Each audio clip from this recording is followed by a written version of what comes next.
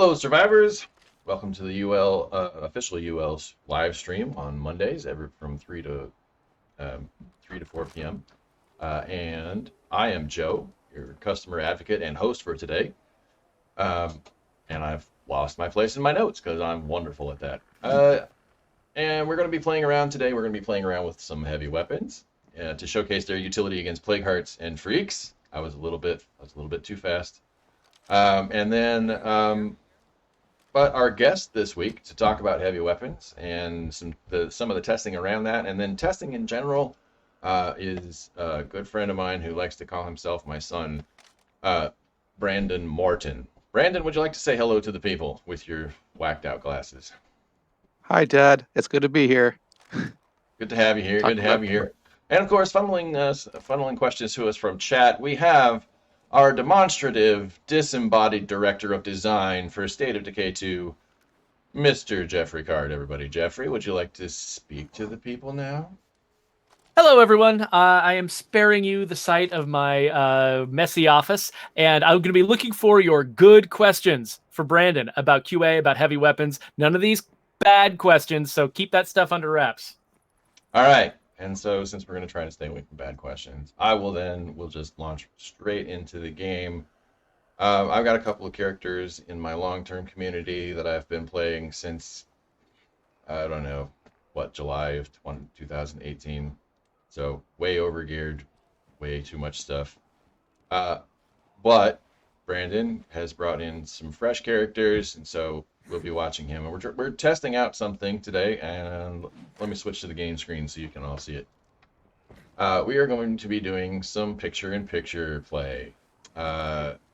So while I can, I'm just going to try to use. This is a lethal zone, Mr. Beast, Mr. Daniel Beast. So, anyway, sidetracked. There we go. And we're going to try to focus on Brandon and his gameplay, and then if there's something interesting that I do, we can switch back to mine. Like this.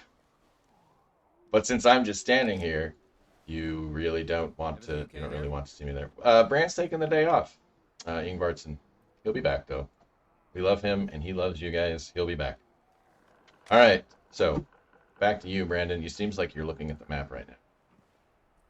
Yeah, I was wondering if you have a goal that you want to go towards against. Well, there are a couple of goals. One is we're going to be out killing plague hearts. The other one is we're going to try to find some freaks. We're going to kill some freaks with heavy weapons, and we're going to try not to make any ranged weapon noises. Just beat the crap out of stuff. I've already. You're not going to be saying pew pew pew pew the whole time. No pew pew pew this time. A lot of thwip. Yes. So let's see. There's a bunch of stuff.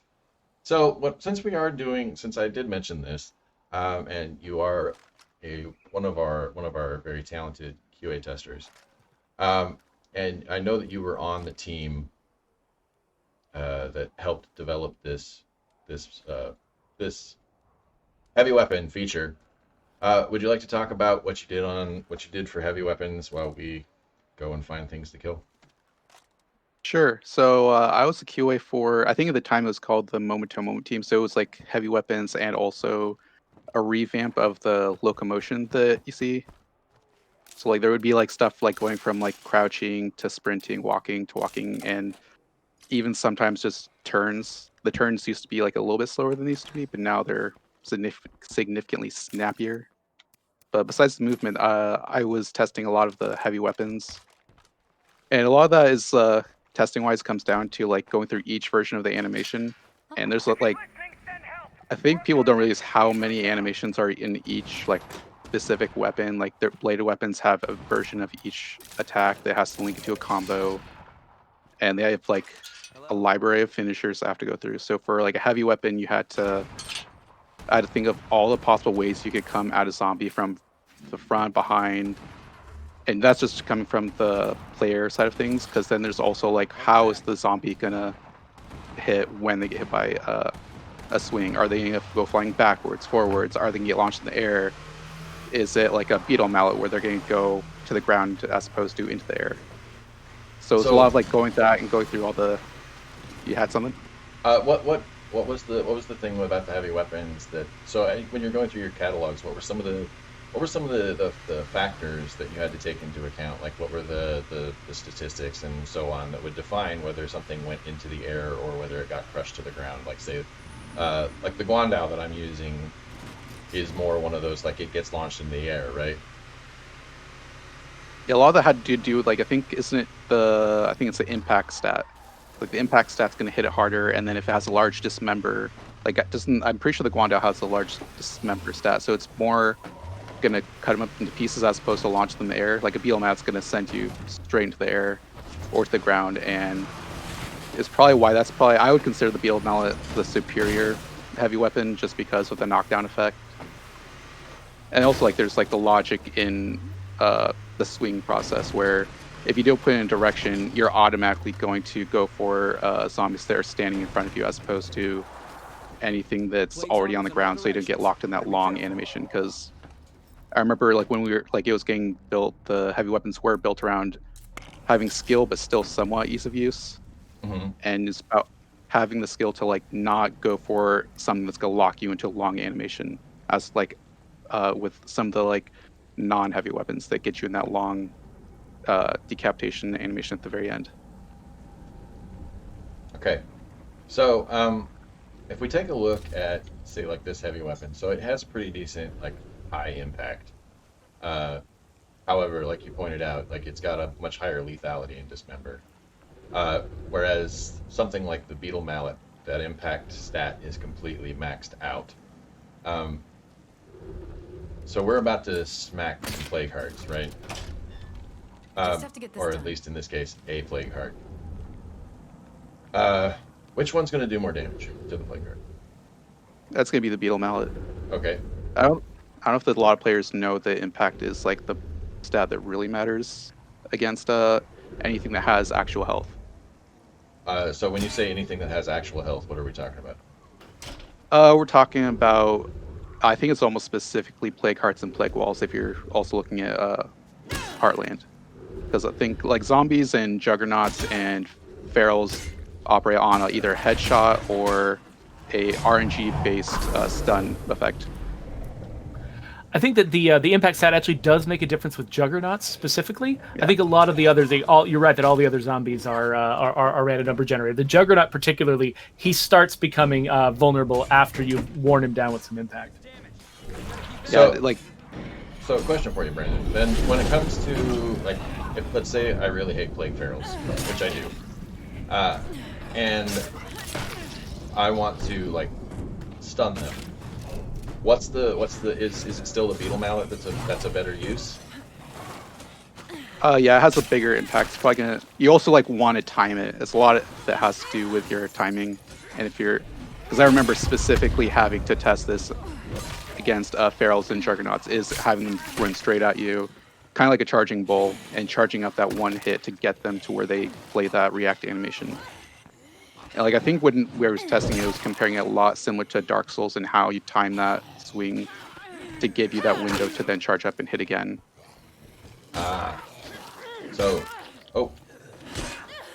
Or I could just grab him and let you kill him. All right. Yeah, so, that too.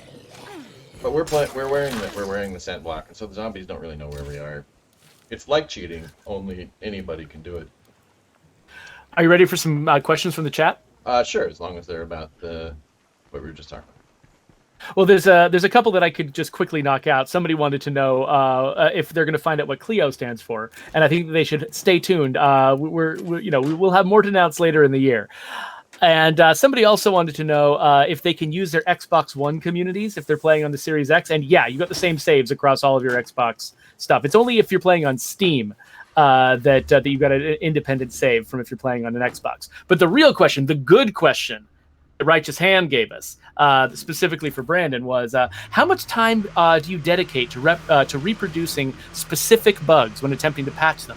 And how long do you work on any particular bug? So he's looking for like sort of a breakdown of the time that someone like you in QA, will spend doing different parts of your job. That's a really good question. A lot of it comes down to like the priority and like the frequency of like how many times people are hitting it. So like if I'm taking a long time, that means that automatically it's something that probably isn't hit as much, but depending on the effect it has on the experience, like if maybe it is just a soft lock, then even if it's like a low repro rate, I'm probably gonna still hit at it for like a few hours. Like if it's like anything that's a hard lock, soft lock, it's automatically maybe either half of or the full entire day Uh, until we get like a solid repro. I don't mean to interrupt, Brandon, but could you explain the difference between, say, like a hard lock and a soft lock for Oh yeah, maybe people who've not done this before? of course. Like a soft lock is like if something is blocking your input, but the game is still running around you. Like if I had like a menu come up, I can't close the menu, but it's copying me from like moving. And a hard lock is just like the whole entire game is just frozen, and you need to like just shut down the whole entire game and bring it up again. I know certain studios like handle it differently to where like a hard lock is just the game crashes, and the soft lock is you aren't able to move off of like the loading screen. But I think at least for us, it was just like the game's running, but you can't put in input, and then a hard lock is the game's not running and you're not getting any input in. Right on. But yeah, when it comes to that, yeah, I put like if it's anything serious, it gets like significant hours. But usually, if it's like an animation bug, or at least especially animation bug, I understand those pretty well. That I can get those done in like probably like less than an hour, maybe 30 minutes. There are certain bugs that are like significantly easier, and I can get them done in like a few minutes at most. And that like a lot of that depends on like your knowledge of the debug, because sometimes certain debug commands have been used in forever because it's a rare bug. Nice. So you're using this word repro, which I think that maybe a lot of folks in the audience might not understand what you're talking about. Like when you're talking about, we hear about a bug from the community and you need to find a repro. What does that mean? What is it you're trying to do? Repro is just the short for reproduction, which is just the steps you take to get to that bug. So like a lot of the time when we write a bug, we have to like have a detailed account of how we got to where we got it. And sometimes it's just like a super basic, just like load up community and it happens. And then other times it's like, no, you have to like have a very specific set of situations. And sometimes in those cases, it might just involve pushing a save to get to that state significantly faster. But yeah, it's just like a series of steps to get where it took to get that specific bug to happen. Because some of the most difficult bugs for us to work on are ones where we know it's happening all the time in the community, but because we can't make it happen on purpose, we can't test it well enough ourselves to fix it. And so you end up having to take on the burden of figuring out how we can make it happen consistently so that we can fix it. Uh-oh. That's where getting a library of saves I is might actually significantly die. super This important. is bad.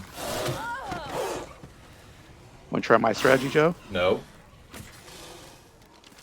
It's not a strategy. This is a strategy. There. But we need to go to an outpost. We can't stay here any longer. Strategy. Nah. I'm gonna jump up on the vehicle. Okay, we gotta get out of here. That's another feral. I've got a question from the chat. Solus Soldiery asks, any community I get to 50 days or more, I find will no longer get the mysterious wandering trader on the weekend. Any idea as to why that happens to me? What was the question? I'm sorry, Geoffrey. Basically, somebody wants to know if they've got a very old and advanced community, they tend to not get the traders that they want, and they want to know if there's a reason for that. It depends. It depends on whether or not you stayed on one map. That's my understanding. So if you've stayed on a map too long, chances are you have a lot of enclaves that are there with you, and you're gonna have a bad time to get any new ones, which is what traders are represented by. You're gonna have a hard time getting any new ones on the map with you. So you have to be really careful about that. And if you have any problems with it, then chances are, what you should do is try to get rid of a couple of. I didn't abandon Brandon, mark for death. Okay. Anyway. No, that's another strategy. Yeah, abandon Brandon, because he's not really my son. Anyway, but no, the problem is if you've stayed on the map too long, then yeah, things will have a harder time spawning. there's also an unspoken rule for anybody that plays with me. So if you ever do end up playing with me, once I'm in the car, that means you need to be in the car because I'm leaving. It's kind of like Bishop from Aliens that I just recently watched. Brandon, I've got a couple more questions for you. So I know that you've worked QA in other places as well. How does working in a studio in general and compare to other types of QA work you've done? So in my past, well, I think Undead Labs in itself is pretty unique, just because like in my past QA jobs, it was just massive amounts of testers in like a confined space to pretty much like bulk get repros as much and as fast as possible, like getting like 200 repros in like an hour type of situation. Whereas like at the lab, it's more of having one person go right, like hit at different situations, try to get like just writing up the test plans and just being more well-rounded as opposed to being like a bulk. It's kind of like the difference between a Swiss Army knife and like maybe a sledgehammer kind of thing. Whereas you need to get as many things running at this as possible, which is what usually you get like at like I think Microsoft used to have like not like it would be offices dedicated to getting large amounts of repros as much as possible. Whereas as a studio, it's more of QAs writing up test plans, trying to get the plans in place to get really good coverage in the first place. So then when it gets to the people who are like the second round of testing out in like different areas getting those runs done, they don't have to like get bogged down into all these like basic problems that probably should have get covered in the first place. But a lot of the time, like studio QA is it's like more specialized and also well-rounded at the same time, trying to get in multiple different areas, and oftentimes maybe even knowing how to make their own tools, and just trying to get more done than when someone is just entering would know. Right on. Soldieries just said that we didn't actually answer their question because they do get the rare skills trader, and the answer. So I do want to address that. So the other answer that I might give is that it's just completely random, exactly like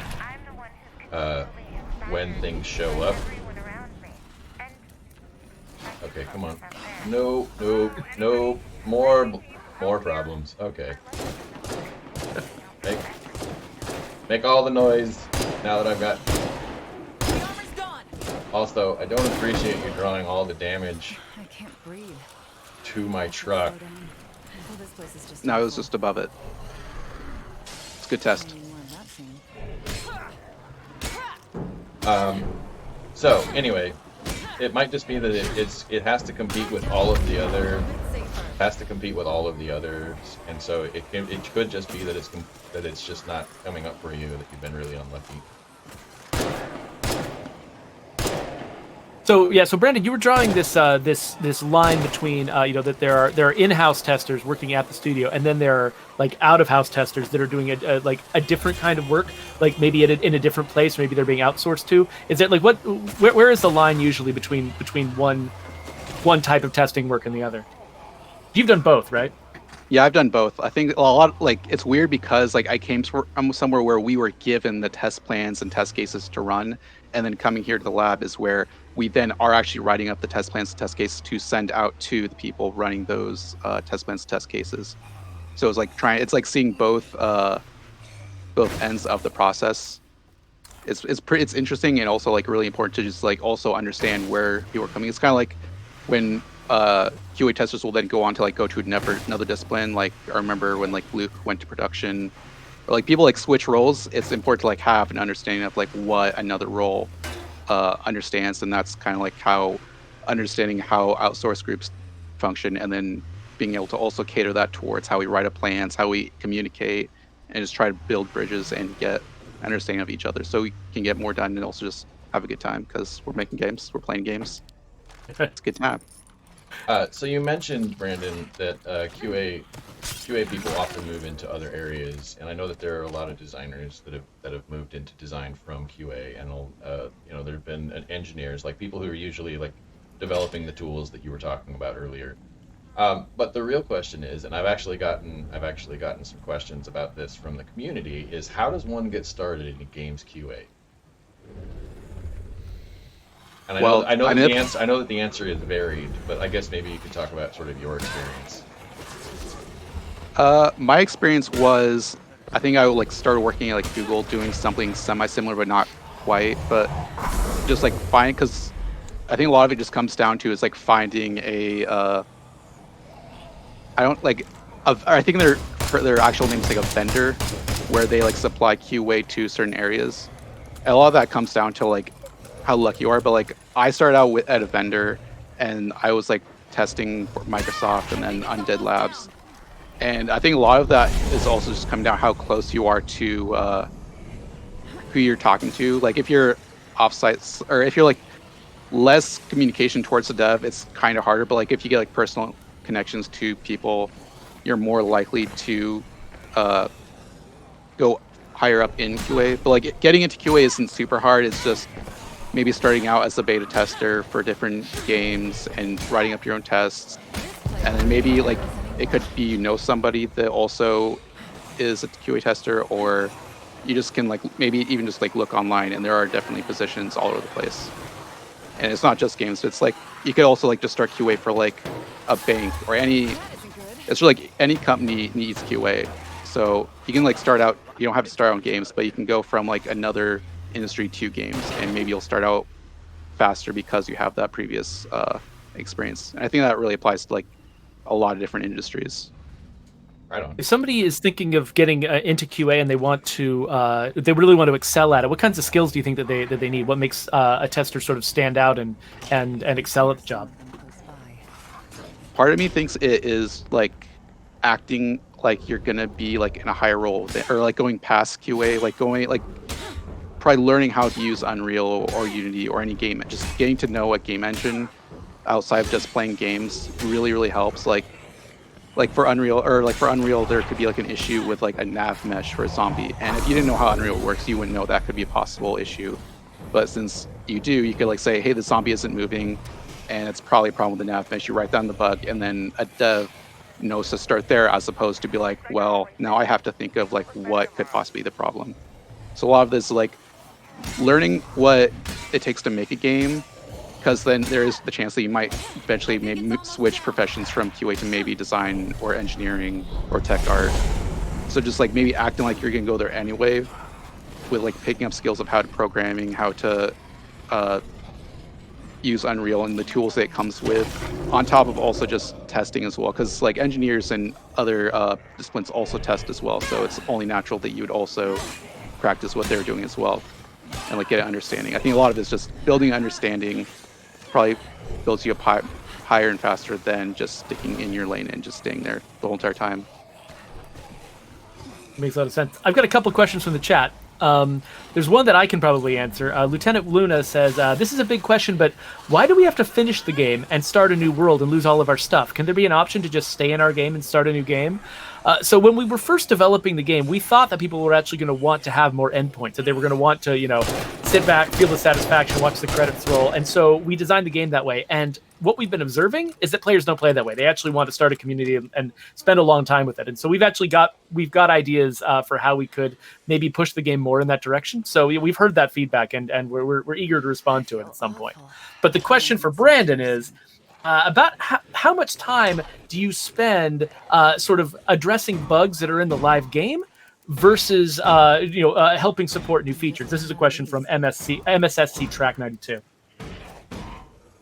It's hard. It's harder. It depends on like what point in production we're in, because like if it's like after a patch just came out, then that's like 75, maybe sometimes 100% of my time is spent on regressions on the live game. But if it's like after the active build has been out and we're actually like maybe closer to 75% or 50% towards the next feature, I probably spend like 75% more of my time on that, because that has more work coming my way. So a lot of that is just like finding that middle point between each end and just adapting, because if I spend more time on regressions right after the initial build, that means I get that much more time to work on features in the future because I already covered my bases previously. So yeah, it's a lot of time management, planning, like just a lot of planning. Crazy Train wants to know, what does it take to make you feel confident that you've actually found most of the problems with a particular feature or bug? See, that's the thing is I don't think you can ever be, or I think it's probably good not to ever be super, super confident that you found everything, because then you kind of get blinded to what could actually be there. I know you can be like confident, like I think we've gotten most everything. And to get there, I think it just requires a lot, like I think to me, there's nothing new that's gone into the game for like maybe a few weeks, and then also run all the passes I have that I know of, or that I've built, or that someone else has built. And it's like it's a lot of it's getting those numbers of what you've gotten fed back to you, and then seeing that they're good. And if they're not, then you can use the data to back you up, which is what I think most people find important. So a lot of that is getting the data, but also seeing the numbers show you that everything's all right. And also probably just like some ad hoc to like get some hands-on feelers into what the state of the game's set. So DocPo expressed a lot of appreciation for QA and for the thankless job that it must be a lot of the time, and asks you, is there a favorite bug that you've had to reproduce? There's this one bug that I thought was really funny. It was I think it was way back when Daybreak, before it came out. Me and someone else, we saw that there was a grenade, like the remote grenade, and it looked a lot like the plastic balls in a ball pit. And so I was curious if we could like put some in the back of a truck and if it would stay there. And it turns out they would. So we filled our inventories up with as many as a player could possibly fit in their inventory at one time. And we just dumped about 48 remote grenades in the back of a pickup truck. And then just out of curiosity about how the physics, we parked it under like a gas station overhang like this and walked off and jumped into the back of the truck. And that many physics items does not play well at all, like in any game. So as soon as that happened, the whole entire thing turned into just like a one-person rocket truck that just flew off into the distance. And like each grenade would, and then I think we triggered the grenades just to see what would happen, and it was pretty crazy. Let's see. So, you've talked about like a bunch of QA stuff and the bugs that you've liked to find. What would you like to do now? Should we? Surviving soldiers. I've been waiting for that one for a while. However, I'll be there with you before you know shall we it. keep playing some Plague Hearts? Killing some Plague Hearts? What do you want to do, Brandon? We can do that. Let me get rid of this crossbow because that's not part of the strategy for play cards. All right. Granted, my strategies are a lot more. I want to say, what's the word? Unorthodox. All right. Well, let's get some of those unorthodox strategies, because one of the things that I would like to point out is that Brandon and I play very different styles, and so we tend to find very different bugs when we are looking at things under the hood a little bit. And so maybe we could take some time and talk about your strategy specifically as we clear out all these zombies. Yeah, I'm about to die. Oh, where are you at? On the roof. Oh, okay. Got any cure? Nope. You need any? Yes, please. Okay. Ow. Well, you brought all these zombies to my outpost. I don't know. I know. I was getting caught up in the sound of my own voice, so. Don't worry about it. Okay, I grabbed one. I'm on my way up. And my strategy for play cards is mostly just parking a car outside a window, because I think almost every single play card is next to a window in some way or form. I'm super sick. There you go. I need all the medicine now, please. That should cure you, my friend. No more of that. Alright, so how do you want to do this? I'll let you take the lead. I'll go down and clear that down there first. Blue tract house. So that's one of the few places where my strategy doesn't work well.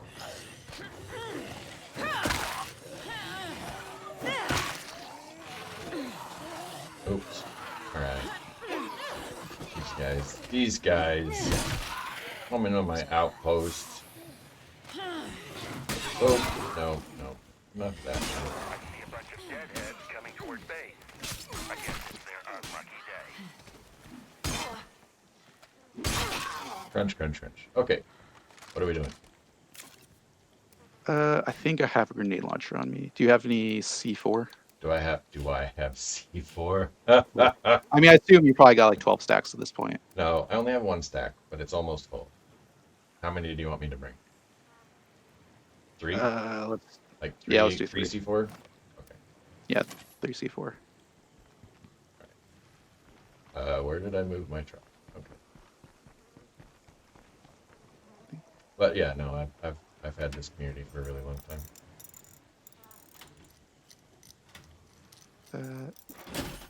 I've got a couple more questions from chat that I can probably answer real quick. Okay, go ahead, Geoffrey. All right, so Ulsterman1234 says, I really like the custom difficulty settings. Do you guys have plans to expand on the options to allow for a more tailored experience? We do have some ideas kind of in that direction. No specific promises to make, though. I think it might arrive in a form you're not quite expecting. So we've still got a lot of development to do in that direction. So, you know, have some patience. But yeah, we would love to give people more customization, more control. Rower4678 says, why weren't heavy weapons available at launch? And that just comes down to, so the original State of Decay had heavy weapons, had 3 classes of weapons: bladed, blunt, and heavy. And when we did State of Decay 2, we were raising the level of fidelity of the characters, the animations, the art, everything so much, particularly animations in this case, that it actually, you know, it took way longer for us to make just those 2 first, the bladed and the blunt weapons, than it took to make all 3 for the previous game. Way more time and resources. And so sometimes when you want to ship a game and get it out there, you just have to make some hard choices about your priorities. And so we decided to ship with just the first 2 weapon types, but we always kept in the back of our minds that we wanted to bring the heavies in at some point because they were so key to the experience in State of Decay 1. And and Beaky58 brings up the fact that, you know, they ask, are there any chance that bounties will be looked at for green and standard zones? Because some of the ones that ask you to do things like killing 30 armored zombies, that's a lot harder to get at difficulty zones that don't have like hordes of armored zombies wandering around. And yeah, so those particular bounties were kind of imagined with reference to some of the harder difficulty levels. So yeah, we've gotten some of that feedback, and we are looking into some answers there. Yeah. Let's redirect that question back to Brandon. What is some of the Totally. work that QA does around the bounties and difficulty levels, like how they're balanced? I think the strategy behind those shifted a little bit later, but initially it was having an invisible tier system for the weapons being given. I remember like making spreadsheets of like, okay, this is like the equivalent of rare, ultra rare, stuff like that. And then like going back and forth to like Leah or Devin or the designer doing that specific pack. And like a lot of it was just giving feedback to say, what does it take to get this? And a lot of that was like taking the amount of time, like how much time does it take to get this item? And then assign that time to like a unit of zombies or whatever. So it's almost like a currency thing of like, how many hours is equivalent to this weapon and how many hours does it take to kill this many zombies? And I think eventually came down to like with we're getting data that was telling us that doesn't necessarily hold true, and a lot of the time if there's something cool, people want it and they're going to get it, and that doesn't like people are just like, I don't care about the numbers. I need your help, Brandon. I'm stuck in the wall. Oh. Yeah, so I think, you know, we get telemetry and stuff like that, and actually one thing I have not seen yet is sort of a breakdown by difficulty level of you know, how much time it takes people to generally complete each bounty, or how you know, how often certain bounties get completed. It could easily be that there's some really strong spikes we can notice with telemetry without needing to necessarily even wait for the audience to report an issue to us. Because I know, like, we came up with the bounty broker long before we had the green zone, for instance, so long before we'd ever created a version of the game that had smaller zombie populations. And so that was that was a problem that the bounty broker wasn't originally set up to handle. And so yeah, that's something that we should look at. So Brandon, I don't know that this one was exactly strategy-wise, but what are we doing now? Nope. At this point, it's just hitting it while also with Sim Black enabled, because it is in the second story floor, and I'm not great at arcing consumables. I see. Yet. Yet? You're working on it? I'm working every day. Nice. Every day. You're out every day. Every day. Every day you're hustling. All right. I'm gonna need to take some plague cure with me because I am gonna get plagued really quickly here. So, Devil J357 on YouTube wants to know, like, is there a way for us to force our to force our followers to tell those, those stories that sometimes followers will tell that will reveal traits about the character, that sort of thing. There are some players who complain about them, but Devil J actually wants to see more of them and wants to know if there's a way to sort of make them happen. So, as far as I understand, they're fairly random. But Joe and Brandon, have you run into any strategies for making those more common? The big thing is that I have found is something that I don't like doing, especially in Lethal Zone, and that's just cart them around with you as a follower. Followers tend to get eaten really quickly in Lethal, and I really hate losing a character because of something that's quite literally beyond my control. And so, anyway, that's my 2 cents. But on every other difficulty setting, even Nightmare, I would say just take a follower with you if you really like that aspect of the game. I suspect, and I cannot promise you this, but I think it might be that followers who have fewer traits already might be more likely to receive the new trait. Because one thing, we will not play those conversations if they're trying to give you a trait, unless you actually can afford to have the trait. We'll actually do a check on the character to make sure they can do it. So if there's a trait that is incompatible with your character, you won't have a conversation that'll give you that trait. And so it could be that you've got a character who just doesn't have room for traits. That could be an issue. We've got Feral sign. What are we doing, Brandon? Getting out of here. Let's get out of here. Okay. Bark for Death wants to know if there's plans for any new maps or maybe something after Heartland. And then I think there's a lot of people who like to ask questions like that, who really want to know what's coming next for State of Decay 2. And we don't have any specific details to answer, to give you about things like that. Hopefully we'll be able to, announce the next thing at some point in the near future. But for right now, we just, please be patient with us. We are working on big things in the background. And as soon as we're able to talk to you about them, we are going to be eager to get on the stream and tell you every little detail. All right. So a generalized question, before we get too far into the specifics.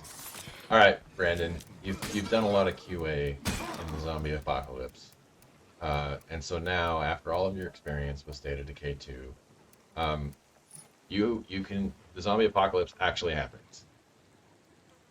What's the one item you take first? What do you take first? If Dr. Stone has taught me anything, soap. But also, I don't like soap. You would take soap, but you don't like soap. I don't like. I mean, part of me wants to say soap because you can also just like shove stuff inside of it and just call it still soap. I see. Okay. You'd be like, oh, it's soap with gunpowder, but it's technically soap. Soap with gunpowder versus soap without. Yeah. All right, Geoffrey. Same Edible question. You've designed a wonderful apocalypse for people to survive in. What's the one item you take with you? Unfortunately, I mean, it is kind of the same answer. I mean, I'm kind of a germaphobe, and it only got worse after I had kids, and then it only got worse after the pandemic. I would probably bring something to let me wash my hands every day. Because if that gets rare, I don't know what I'm going to do. I'm just going to freak out. Mm. And depending on the soap, it could be edible. It could be edible. All right. So the next one is so you want to? Well, let's do one that's not in a tract house. Let's do the A-frame house. How would you like to approach this one, there, Brandon? Actually, let me go restock. I forgot to restock. But we're going to park it in front of a window and stand on the hood and do the thing you don't like to do. Before we stand on the hood. Hey, Brandon, Yoda BZH wants to know, did you play State of Decay before you came to work on State of Decay?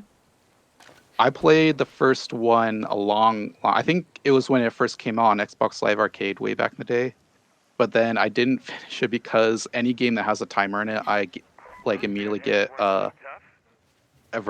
get averse from. Just like I realized that the game was still running when I wasn't playing it, and that gave me way too much anxiety. So I was like, I don't know about this. But then I think I started testing it like I think in April of the year that came out. So I've had a lot of time with State of Decay 2, so it's hard to go back to the original one just to get a feel of it. I think I'd rather just go back to Heartland.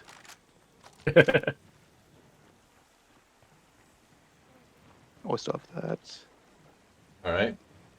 So what's the strategy? What are we doing, boss? Here, I will. Are you fine if I drive? Yep. Let's go. Well, I'm not already in the car.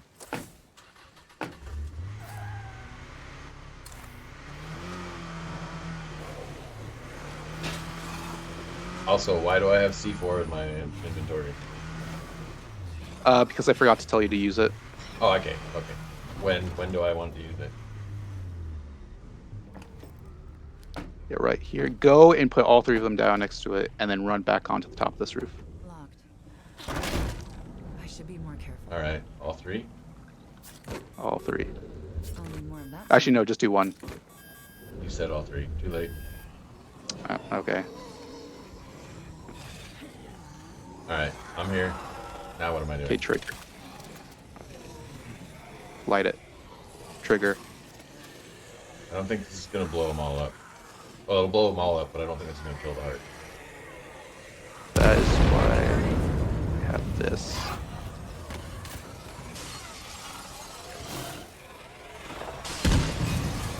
Time to reload.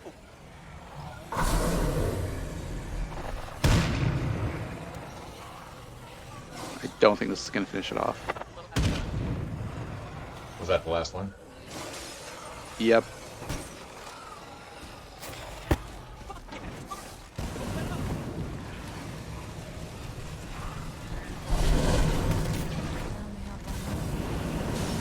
There we go.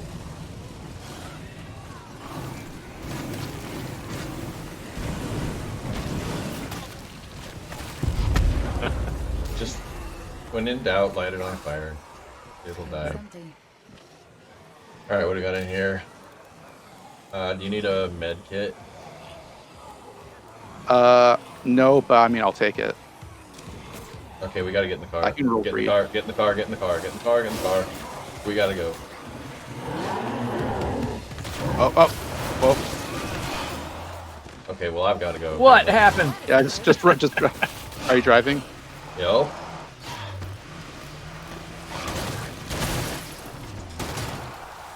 Get in. Come with me if you want to live. Go. Nice. Perfect test. Textbook. Textbook strategy. Textbook. Perfect. That's what we call in the business No. a good test. No flaws right there. Oh, that was awesome. That was a lot of fun. Okay. So, let's see, where else are we at? I guess I didn't answer my own question. And the answer, I think the answer for me would be like a cookbook. Or maybe, no, a field guide to like edible plants. That's what I would bring. Well, where's your adventure? Cooking is an adventure. Yeah, like I don't want to be taking a chance with my life Hey, by folks, like, I'm back. is this thistle? Can I eat this? No, thank you. Field That guide to sounds pretty field guide to edible plants. Let's see. Somebody in chat said they'd bring a can opener. Oh, it's Warbucks. Yeah, nice. Maybe they'd bring a can opener. Problem is eventually the cans run out. Crixie915 is asking, this is again a common question. Will there be any more DLC or extra content for State of Decay 2, or are we just focusing on State of Decay 3? We are still working hard on State of Decay 2. Brandon and I are both on the State of Decay 2 team. We got a lot to do that we can't tell you about, but it's upcoming. So yeah, be patient. There's plenty more coming down the pike. Yeah, it's a long roadmap, folks. there is plenty of content coming. Don't let anybody tell you otherwise. We need to So, do something about these infestations. let's see. Favorite games other than State of Decay? I mean, you're probably gonna give me crap for it, but I like Fallout 76. I think No. Everybody has to like something. Like, I mean, it's I good. can It's see good it. holdover. Yeah, the only reason I give you any crap about it is because I played it when it was like either at its initial release or maybe it was in alpha state, and I just didn't. I got chopped in half by somebody who was PvP flagged, and then somehow magically was able to get me PvP flagged, and then chopped me in half. Like I don't remember doing that on purpose, but anyway. So Yeah, it was the community right it was now is entirely really- my fault. It was entirely my fault why I don't like Fallout 76. So I don't mind. That's probably a good thing. Made the community really nice. Yeah. All right. So, should I get more C4 and then we'll try your other strategy? The one where I only do one at a time? Do you have any gas or like bloater gas? Do I have grenades? bloater gas grenades? Oh, I definitely have bloater gas. We should go fight the fireside campers. Oh, you want to do some you want to do some PvPs. Okay. Let's do that. Let's do that. Not really PvPs. Let's go let's go kill some. People versus people, I guess. Well, people versus AI people. AI are just as legitimate people as anybody else, Geoffrey. Star Trek taught me that. Okay. What's the first game you ever played, Brandon? I think it was Warcraft 2. Warcraft 2? Yeah. Just don't go right here. You might want to get out. Yeah. Yes. Wow. Oh. Oh no. Oh no. No. Oh, are you down? He's ready to trouble. Oh, that's Plague, that's he's rough. down. Hey, go for the head! I'm exhausted. I need to Run. rest. I got you covered.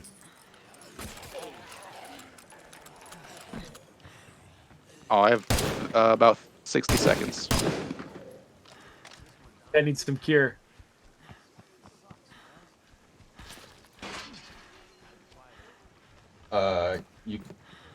Right, okay. How many seconds now? 52. Infinity. Ah. Oh, I'm did starting you to craft feel some yourself? terrible. Better be Yeah. careful. Okay, never mind. I'll just go put this back then. I'm so good at driving into floaters. It had to happen at least once in the stream, All right. Builds character. right? So, Crazy Train had a question that I might be able to answer. Is there a specific reason when recruiting why we can't see the leader type of a character? So basically, early on, we were imagining that each individual character that you recruited was going to be just this big mystery, getting to know this person and who they were. And so we wanted to sort of leave some of that mystery lying around and let you sort of discover them over time. But one thing that we see a lot, and Joe and Brandon might be able to talk about this a little bit, is that players don't usually do what you predict they're going to do when you're making your plans.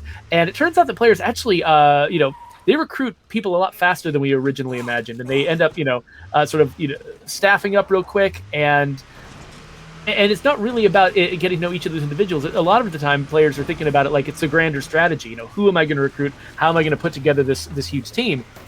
And when you're thinking of it that way, it's not the mystery of who that person is. You want to know what they can contribute, and so we've been thinking about that, thinking about ways that we can maybe address that particular need.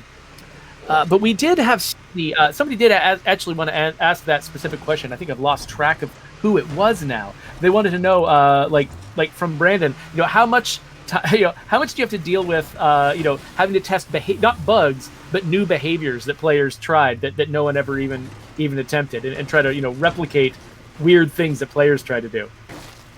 I do that a lot, but that's also probably because I'm a weird player. I think there was when we were initially testing Heartland, I don't think anybody was ever really looked at could you snipe the plague hearts outside of the gauntlet, and so I just did the whole CIS thing where you trace sight lines to see if you can get a shot from a nearby cell tower, And it was like a back and forth between, I think it was like me and Doug or who else on the environment team, of them just like putting little walls and seeing if I can still shoot through it. It was like a very, very long game of maybe Fortnite, of just building more walls and seeing if I could shoot through them. Or just like, or like me staying on top of the roofs of cars and just shooting with a crossbow. It's like more player or behavior that's not traditionally looked at, but it's easier for me just because I'm not a traditional player most of the time. But I think for certain people, they're just like, I like to play like this is The Last of Us or any other action adventure game. But also, I'm just like, I also really enjoy strategy sims. I like turn-based tactics games, so a lot of that interaction and trades is also really fun for me. But it's hard. It's easier for me, but not as hard as for other people. You're already the kind of player who, when you get into a level, the first thing you do is like press yourself against every wall to see if there's a secret or something you can jump up onto, that kind of thing. Pretty much. I think the very first thing I do with any third-person game is do the, I think it's like the 45, 90, and 180 degree turns, just to see how the movement feels. You do that sort of like the skittering back and forth, whether the character looks like they're spinning, dancing, jittering. Absolutely. I think I did that a ton for the moment-to-moment team, but I was like, if it doesn't feel right, a lot of the times I'll drop a game just because I don't like the turns. Wow. All right, they're down, Brandon. That was faster than I expected. Well, I did take 2 of them out with the grenades. All right, you ready? We gotta get out of here. Just You tether missed. me. Nope. Get in. Never leave a man behind. All right, they're good. Okay. So I'm not sure where we're at in terms of time, Geoffrey. It is 3:53, so you got 7 minutes left. 7 minutes? Man, we could do a million I know, things it's in an 7 eternity. minutes. In 7 minutes. We could kill this plague heart in 7 minutes. It looks like it's a I should be careful easier-ish with one. zombies around here. So if we just park this like this, and then we run around all fun and willy-nilly, make sure that we put that up there. Now, I'm also still running on stimulants, so, you know, look out.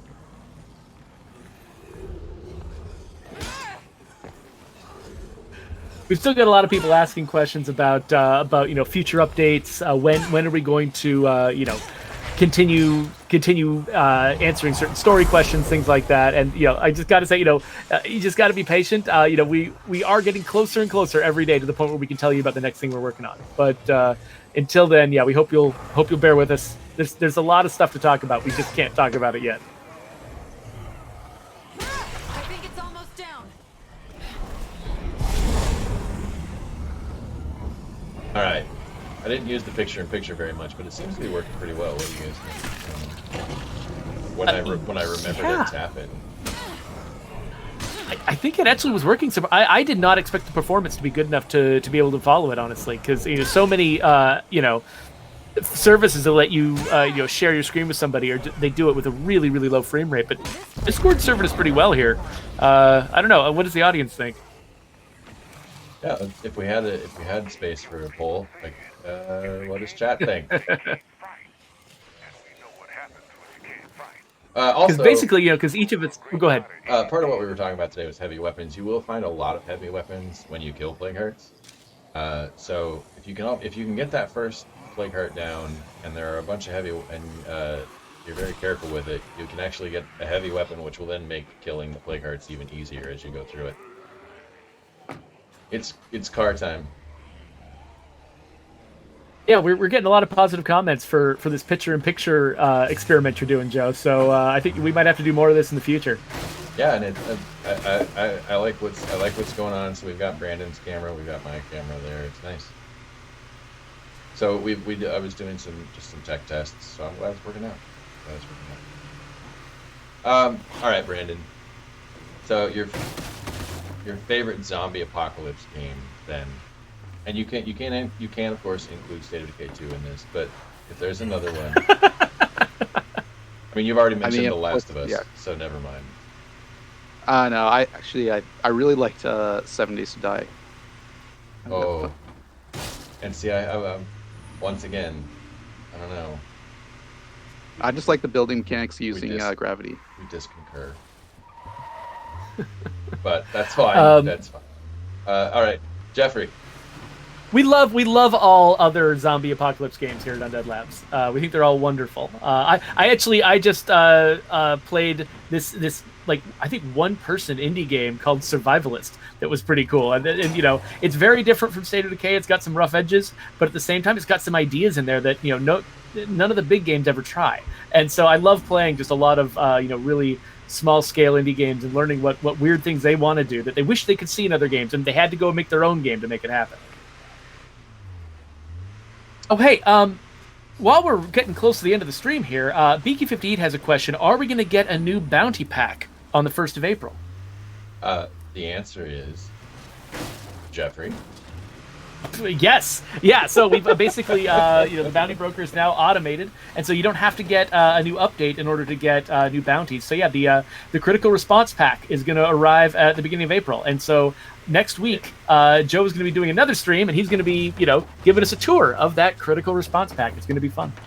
In fact, that was going to be. I've got an image on the end screen today that was going to sort of tease it. But hey, we're not just teasing it; we're announcing it right here, folks. The critical response pack is out next month. So, and this time we mean it. UI. So we're all good. I'm pretty sure the in-game UI has already been telling people that critical response is coming next. So I think we're probably, Yeah, we're probably okay there. It should be. Yeah, it should be out on the. I think it's dropping the first Warbucks. I'm not sure. Let's see. All right, it should be the first, but yeah. What are we doing? There now? was. Okay. Well, we're about at the end of the stream, probably. We did have one more question. MRD Gaming wants to know what our favorite games of all time are. Ooh. I can start. RimWorld is absolutely my favorite game I've ever played. It's so weird and flexible and cool, and you can just build whatever you want. It's like Dwarf Fortress for people who do not have the patience for Dwarf Fortress. Which would be anybody. Any normal human being. Brandon, what's your favorite game? I want to say probably Fire Emblem Awakening. Oh wow, I love turn-based strategy games.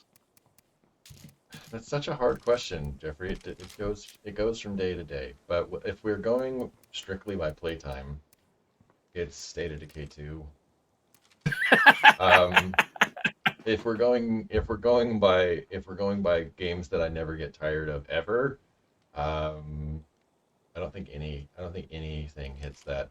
But we'll go with The Last of Us. I really liked the first Last of Us so much. Because it's a very linear story. At the time it felt like it was a really different take on the zombie apocalypse, and just loved it so much, and still do. Well, we got 1 minute left, so how do you want to wrap this up?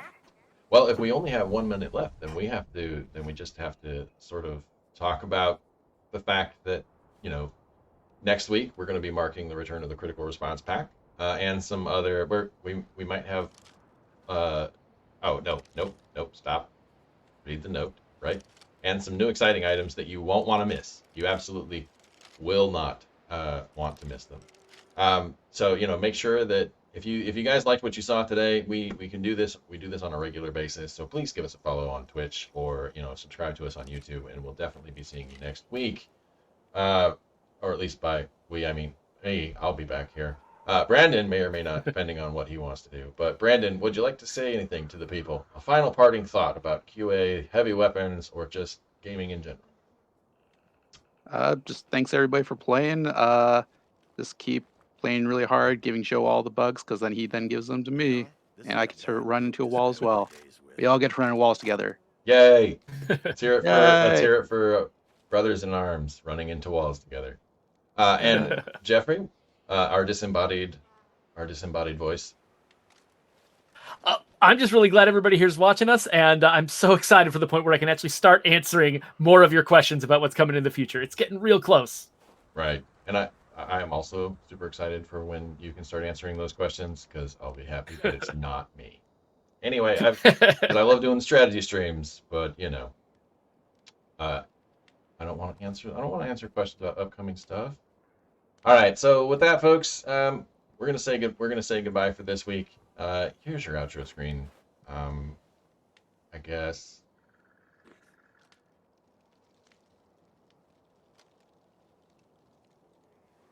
So now's the time on Sprockets when we make it nice and awkward. Okay, Dad. We show how old we are because we remember Saturday Night Live from the 90s. I mean, hey. speak for yourself. I age myself all the time. I don't know. I age myself at a rate of 1 day per day. I'm like a cheese. You're like a cheese in so many ways, Joe. Really. Yeah. Rich. I'm not. It's either gonna get really bad or really good. Well, today you have been delicious, and that's probably a good note to end on. That's probably nice and awkward.